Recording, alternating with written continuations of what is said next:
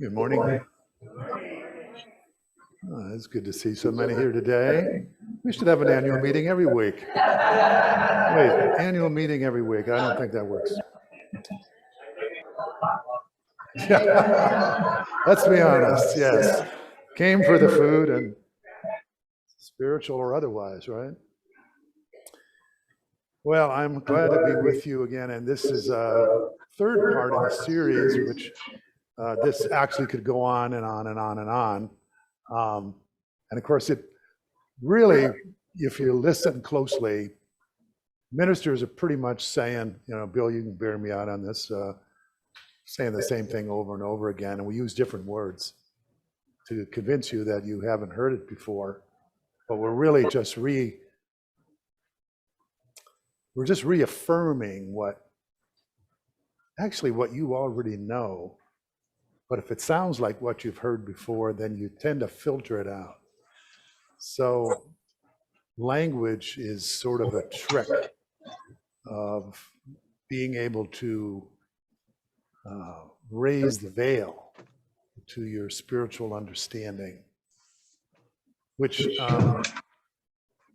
our normal course of events, we judge by appearances, don't we? We look out at life and we take in the reality through our five senses, and if someone says get real, we would, from our human perspective, we would just say, well, if I can see it, if I can feel it, if I can taste it, I can touch it, that's real, and anything other than that is just woo-woo, right?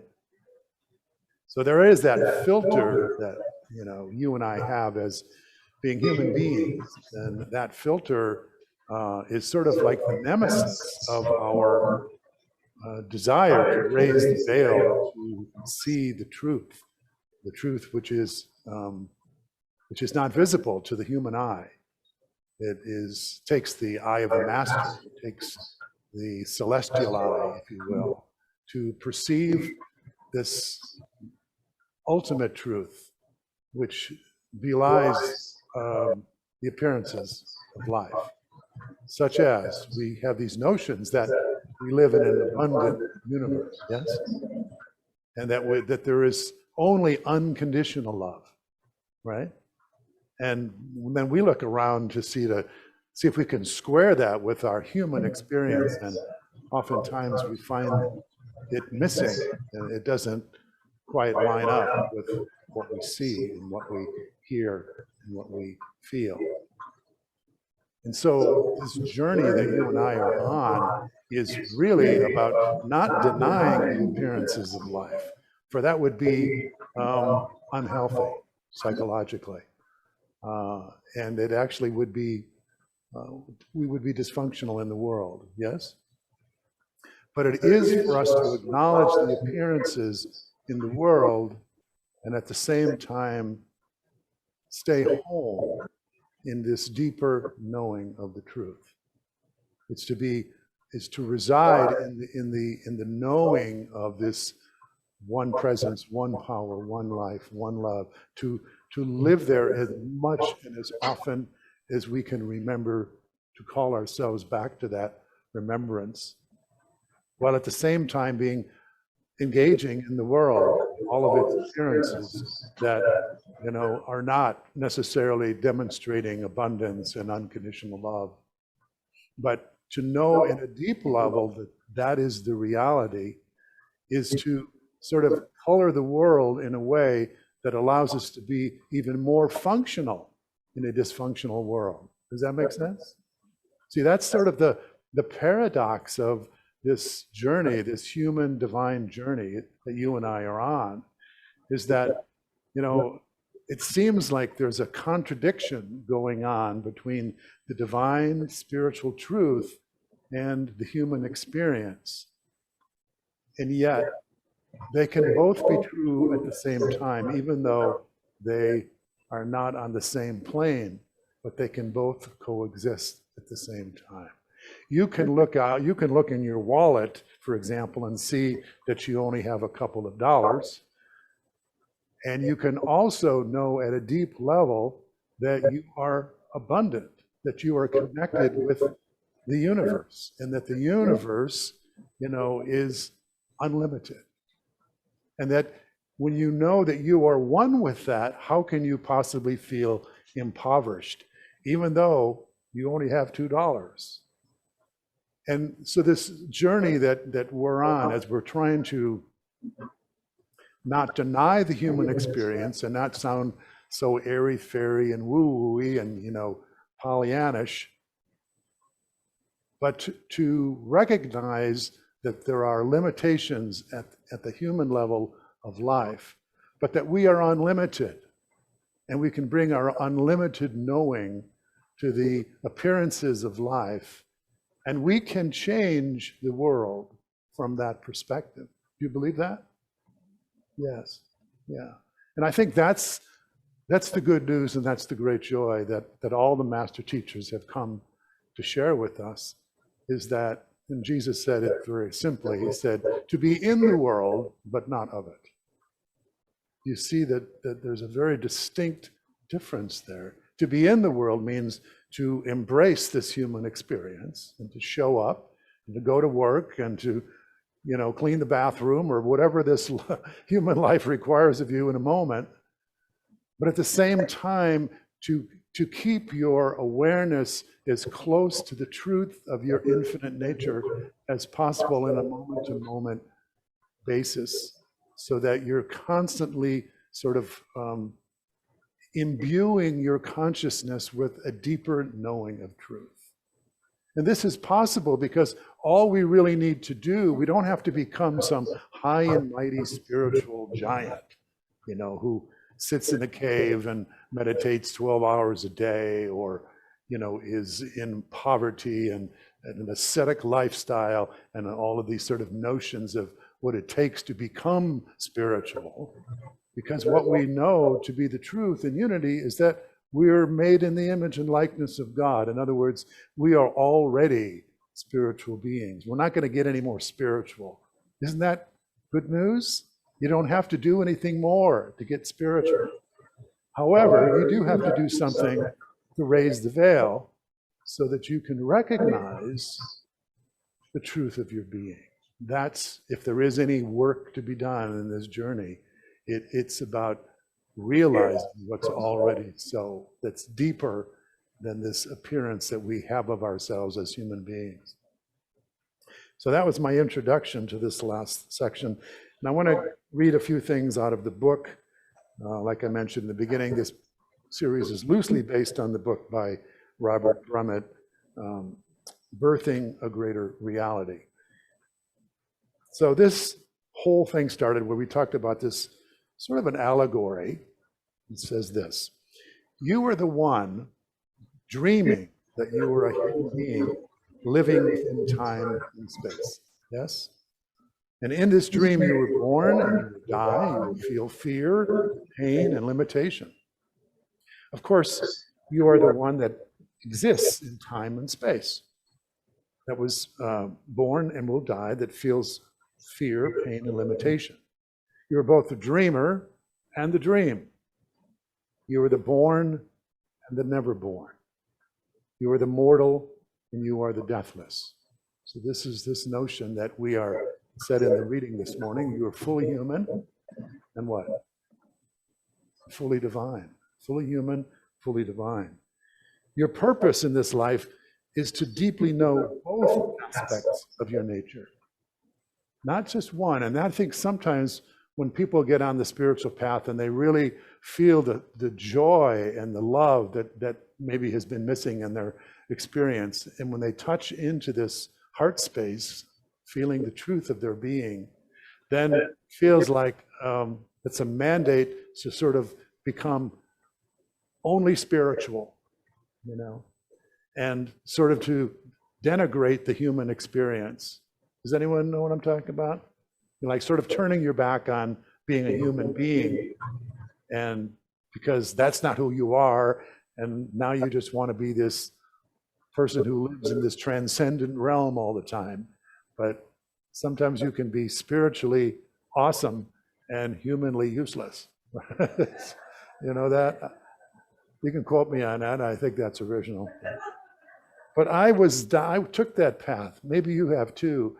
where I tried to like filter out everything that seemed mundane or profane or human. And it was not fun to be around. I remember my kids were little, and there'd be some sort of a conflict, in the family, kids were acting up and whatever. And I would like go into this monk mode, where I would just like sit on the couch, and all this sort of chaos is going on. And Denise would call me back, to say, you need to deal with this, right? So we need to deal with this. I mean, in fact, we need that consciousness to become consciously active. Yes? We need to bring that perspective, to bear on worldly problems. Yes? That's when our spirituality, where we can make a world that works for everyone. Yeah? And I think, Jesus was a perfect example of that. I mean, he had this obviously completely transcendent awareness of the truth of his being, and yet he was in service.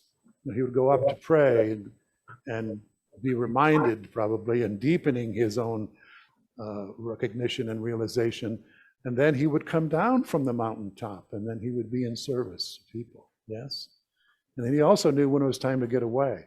Those stories where he was, they said that the crowd was pressing upon him. And even when there was many people who had yet, to be dealt with, he went away to pray. So there is this sort of balance of the spiritual life and the human life. Yes. So he says here, now you're ready to become even more than this. You're ready to become a co-creator of the universe. As a child of God, you're ready for an unlimited partnership with the divine. We've heard of limited partnerships. This is the unlimited partnership. You're no longer simply the product of evolution. You're becoming the producer as well. You have become the evolutionary impulse itself. And this is profound. Because I think we had thought for a long time that evolution was something that acts upon us. It's like this force or this energy, this flow of ever increasing intelligence and complexity that happens to us. Because we were forgetting and we were disconnected from the notion that we are on the leading edge of life itself. We are life itself. And so therefore we are the leading edge of evolution. We aren't waiting for evolution to have its way with us so that we can become more evolved. We now have evolved to the point where we're conscious that we are conscious. We have this capacity to recognize what we truly are. And we know we're no longer just instinctual, animals that just respond to the instincts of survival. We recognize now that we have a capacity within ourselves to be self-reflective. We can look within ourselves and recognize that we can become aware of awareness itself, that the attention that we can place on our attention is the key to the kingdom for us. Because when we can become aware of our consciousness, which is unconditioned, unfiltered, pure spiritual knowing, and we can live and we can reside in that place, then we are on the edge of spiritual mastery, and we are in control of how that evolves. Not that we are God, or that whole notion that awakening happens when it happens, and we know that. We're not here to sort of like manipulate our spiritual life, but we realize that we have this capacity to be aware. And how are we using that capacity in a given moment determines how we will experience the evolution of consciousness. Does that make sense? Are we aware in a moment of what's going on within us? That's more maybe simpler said. Let me go on. Andrew Cohen, who is a wonderful spiritual teacher, describes what he calls an evolutionary. He says, when we awaken, we are no longer living the life of the ego. We're living for the whole cosmos. We're carried by what feels like a cosmic momentum, stretching way beyond ourselves towards an as yet unmanifest higher potential. Inexplicably, we are drawn to fulfill a glorious promise that seems to be ever calling us to itself. Yes? As a conscious evolutionary, you have stepped into a new dimension of living. You, as you have known yourself, are no longer living your life. The universe is living its life through you. Have you had that experience? I mean, I think when growing up in the West, growing up as I have, many of us have, there's this notion that we can be masters of our life, right? That with this rugged sort of individualism, you know, I am the master of my fate and the master of the ship and all this kind of wonderful stuff. It's true to the extent that it's true, but it's not entirely true. Just because, how much control do we really have over the events of life, right? I mean, it's sort of the biggest arrogant illusion to think that you're running your life, right? Or that you can run someone else's life, which is a popular activity as well, right? But when we realize that there is this life force, and it whether it has an agenda or not, and that's a whole another philosophical conversation, but that definitely life is doing what life does. And it does have an organizing principle. We just talked about that this morning, divine order. There is this organizing principle at play. And the more that we can sort of get in league with the infinite, in other words, get right with ourselves spiritually, the more we can recognize the organizing principle as life unfolds, and the less we are likely to resist the events and circumstances of life that we don't like. And we can more be in the flow of how life is unfolding according to its own intelligence. Does that make sense? So we're not here to try to, manipulate life so that we don't have to deal with our disappointments.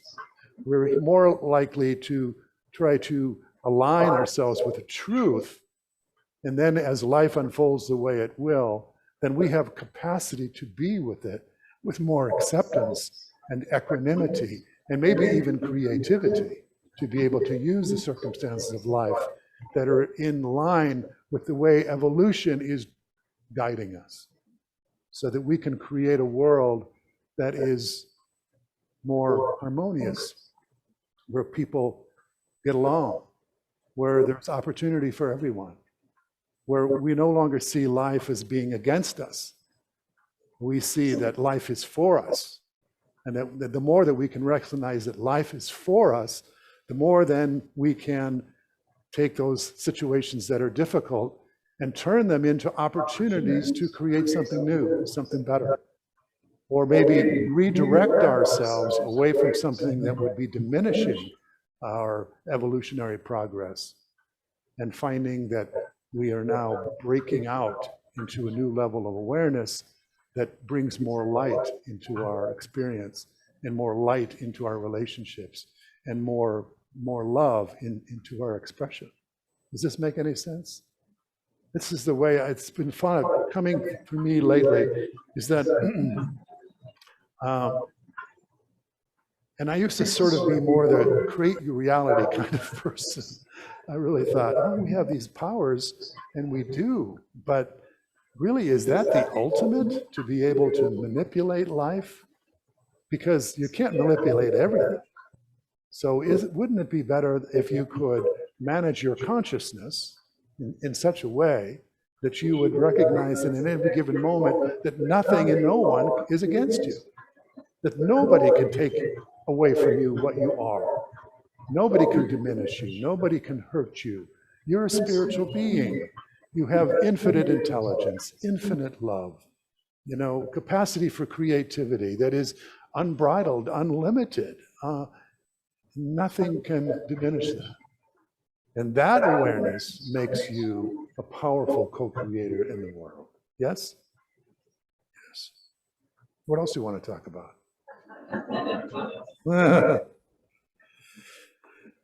So there's one other thing I want to talk about, maybe two, maybe. So the role of desire in conscious evolution, and when you talk about desire, and if you're a Buddhist particularly, desire is kind of like a dirty word, right? Because desire is considered to be the cause of what? Suffering, right? But that's not quite true. It needs the qualification. It's the attachment to your desire, to an outcome that you desire, that is the cause of suffering, right? So, but desire is actually a good thing. And if you look at the word, I think it's a Latin word, it means desire of the Father, of the Father. So you and I and all of creation has this desire within us to what? To know who and what we truly are. Isn't that right? So that's the ultimate desire, out of which all of these other multiple and diverse, what's the word? I don't know. Maybe it doesn't matter. But what starts out as a very purely spiritual desire takes on these very human forms. And so these objects of desire that you and I have, you know, which involves our bodies, which involves all of our human needs and everything. Some of them, of course, are essential. But I'm talking about all the other desires that we have in life. We want her to do this, and we want him to do that, and we want this job, we want that. All of those objects of our desire have co-opted this very pure desire that we have to know who and what we are. And that comes from this notion that wholeness is always seeking to know wholeness. And when it gets fragmented through perception, through our human perception, we see, well, this is missing and that's missing, and she's not doing it right, and he's messing up. Those are all sort of like violations of the wholeness principle, which is frustrated and wants to be remembered as a whole being. And that's what you and I have. That ultimate desire to feel wholeness is a good thing. So our journey is, when we have a desire for something, if we can walk it back from its objectification to its source, we will get back to that feeling that we just really want to know God, that we just really want to feel whole, that we just really want to feel that love and that peace and that wholeness. And that's a journey that can be accomplished because it's here. It's already what you are. Your wholeness is not something that you will grow into or you will evolve to. It's something that you will remember back to. And that's why this journey, why Jesus said, these things that I have done, so shall you do, and even greater things, because he knew he wasn't trying to project some possible future where we would be so evolved that we would be knowing ourselves as the Christ or the Buddha, but that what would happen if we followed in the way of Jesus, which was to get quiet and to look within and to seek in the quiet of our own hearts and minds, we would discover this kingdom of God within us. And we would experience that wholeness and that well-being and that love and that life. And that would be the end of the journey, that seeking would be no more. So that's what we're up to. And is this a possible future for us? Or is it something that's already true for us? It's already true for us. That's why they say that stop the search, call off the search, because the search is evidence unto what you're not. The search indicates that you have some legitimate lack that needs to be corrected or fulfilled. But if I say, I don't need to search anymore, and I know that from my own experience, then it's over. Then I stay home. So let's close our eyes for a moment.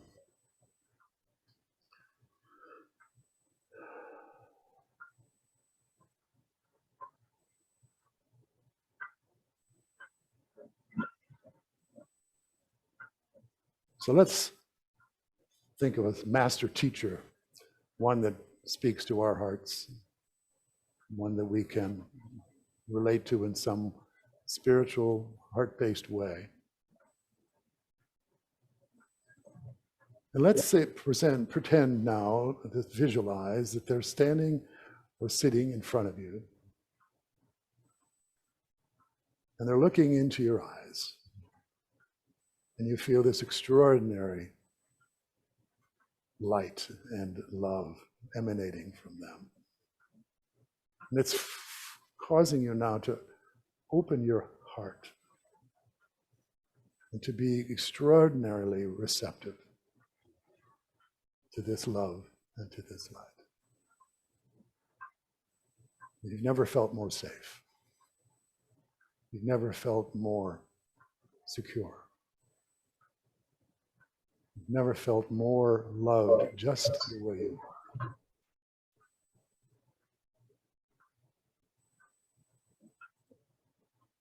Feel this love that now just expands, radiating out from the center of your heart, spreading the light out in all directions until you feel like you are just a light being in the presence of this one. You no longer feel yourself limited by the skin, but feel yourself as a formless, infinite being of light and love.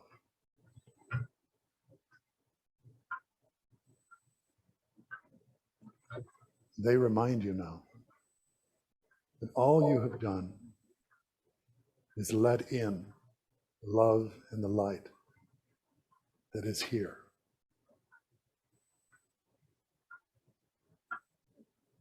I don't own that love and light.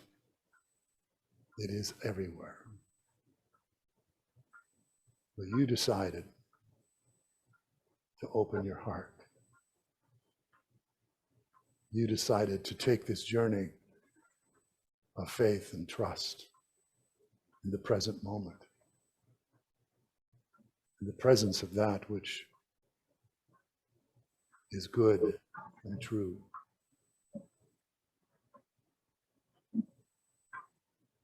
They say to you, you can take this journey anytime. As Jesus said, I am with you always. And this is the truth.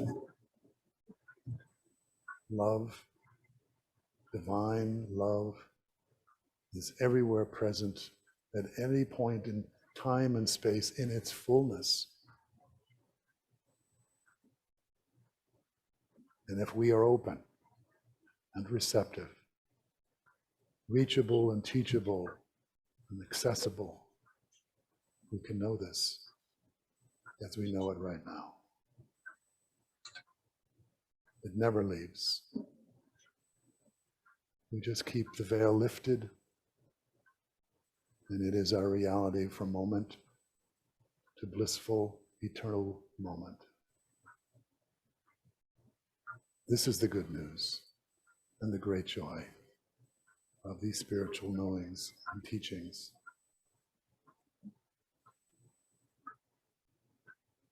Nothing in this world can keep us from this knowing of truth,